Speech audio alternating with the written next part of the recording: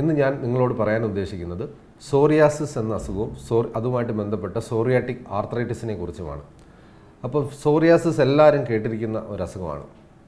ഈ അസുഖം ഒരു 2 മുതൽ 3% ആളുകളിലുണ്ടെന്ന് പറയാം. ഒരു 3-4 ലക്ഷം ആൾക്കാരിൽ കേരളത്തിൽ ഇത് കണ്ടുവരുന്നതാണ് കണക്കുകൾ പറയപ്പെടുന്നത്. അപ്പോൾ എന്താണ് ഈ സോറിയാസിസ്? സോറിയാസിസ് പ്രധാനമായി ഒരു ഓട്ടോ ഇമ്മ്യൂൺ ഡിസീസാണ്.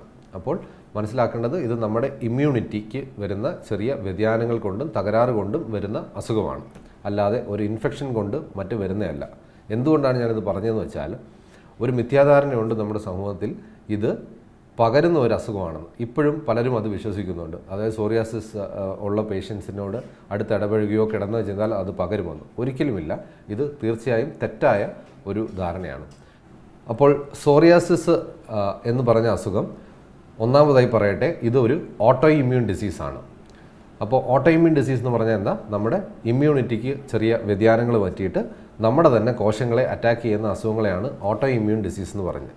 അപ്പോൾ ഇതിൽ വരുന്ന അസുഖങ്ങളാണ് ആമവാദം, ചില തൈറോയ്ഡ് ഡിസീസ്. അപ്പോൾ അതുപോലെ ഒരു ഓട്ടോ ഇമ്മ്യൂൺ ഡിസീസാണ് സോറിയാസിസ്. അത് പ്രധാനമായി സ്കിന്നിനെ അഫക്റ്റ് ചെയ്യുകയും ലക്ഷണങ്ങളായി പലപ്പോഴും തലയിലൊക്കെ എക്സ്ട്രക്സ് ഡാൻഡ്രഫായിട്ട് വരികയും, അതായത് ഫ്ലേക്കി ചെതുമ്പൽ പോലെ ചുവന്നയും വെള്ളയും പാടുകളും വരികയും നമുക്കെല്ലാവർക്കും അറിയാം. മിക്കപ്പോഴും സോറിയാസിസ് പേഷ്യൻസിനെ ഒരു വട്ടമെങ്കിലും ആരെങ്കിലും കണ്ടു കാണും.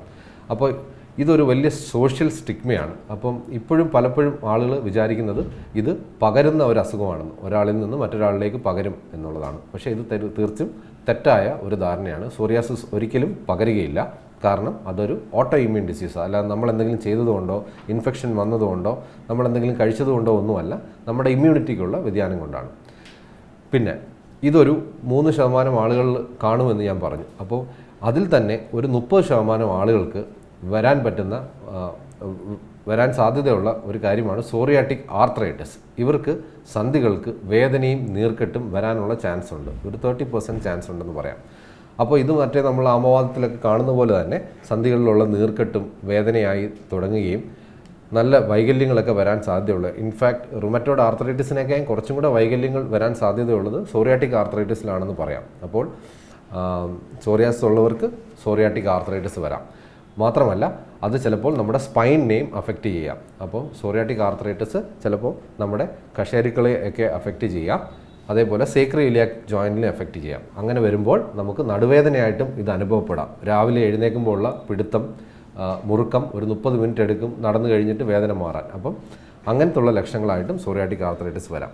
അപ്പോൾ പലപ്പോഴും ചിലവർക്ക് എന്നാൽ ഒരു 15% സോറിയാറ്റിക് ആർത്രൈറ്റിസ് പേഷ്യൻസിന് അവരുടെ കാലയളവിൽ സോറിയാസിസ് വരാതെയും ഇരിക്കാം. അങ്ങനെ ഒരു കാര്യവും കൂടെ ഉണ്ട്. അപ്പോൾ അവർക്ക് ചിലപ്പോൾ ചെറിയ ഫീച്ചേഴ്സ് കാണും. ചില നഖത്തിൽ ചേഞ്ചസ്, അതും സോറിയാസിസിൻ്റെ ഭാഗമായിട്ട് വരാം.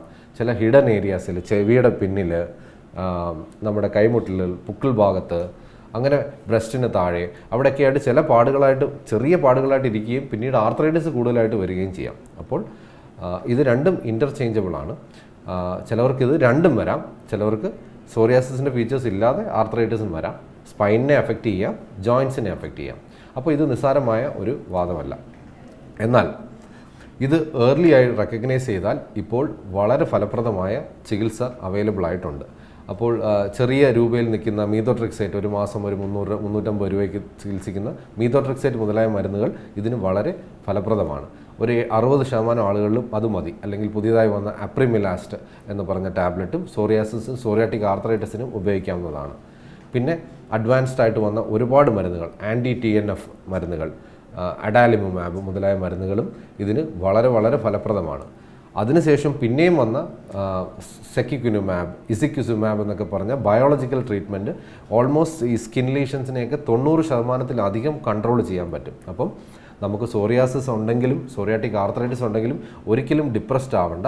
നമ്മൾ പലപ്പോഴും കാണുന്നത് ഇവർ വളരെ മാനസികമായി ഗിവപ്പ് ചെയ്ത ഒരു അവസ്ഥയിലാണ്. കാരണം ഒന്നാമത് ഈ സോഷ്യൽ സ്റ്റിഗ്മ, സ്കിന്നിലുള്ള പ്രശ്നങ്ങൾ, ആർത്രൈറ്റിസ്, പിന്നെ സമൂഹത്തിൽ ഇത് വളരെ ഫലപ്രദമായുള്ള ചികിത്സയില്ല, ചികിത്സിച്ച് മാറ്റാൻ പറ്റില്ല എന്നുള്ള തെറ്റിദ്ധാരണകൾ, ഇതൊക്കെ ഇവരിൽ മാനസികമായി പലപ്പോഴും ഇവരൊരു ഡിപ്രസ് സ്റ്റേജിലാണ്, ഗിവപ്പ് ചെയ്ത് അവർക്ക് ചികിത്സയോടൊരു പ്രതീക്ഷയില്ലാത്ത രീതിയിലാണ് കാണുന്നത്. പക്ഷേ ഒട്ടും നിരാശപ്പെടേണ്ട കാര്യമില്ല.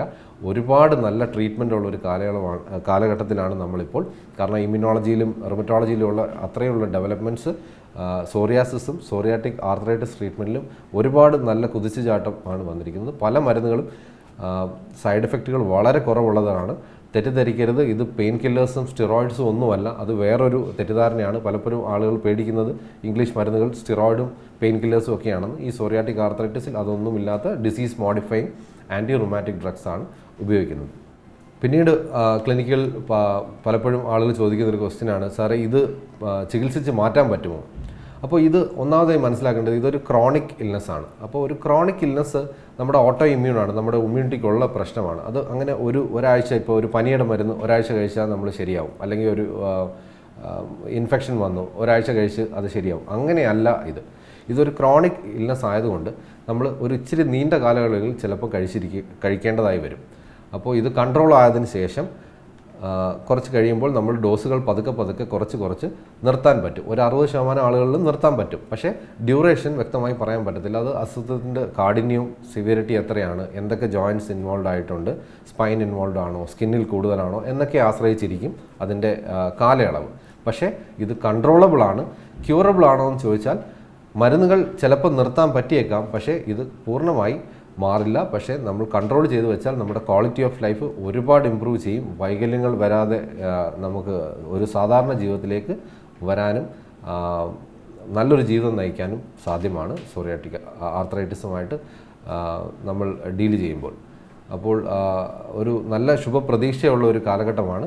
അപ്പോൾ നമുക്ക് ചുറ്റുമുള്ള സോറിയാസിസ് രോഗികളും സോറിയാറ്റിക് ആർത്രൈറ്റിസ് ഉള്ള ആൾക്കാരെയും എത്രയും പെട്ടെന്ന് ശരിയായ രോഗനിർണയം നടത്തി അവരെ ചികിത്സയിലേക്ക് കൊണ്ടുവരിക.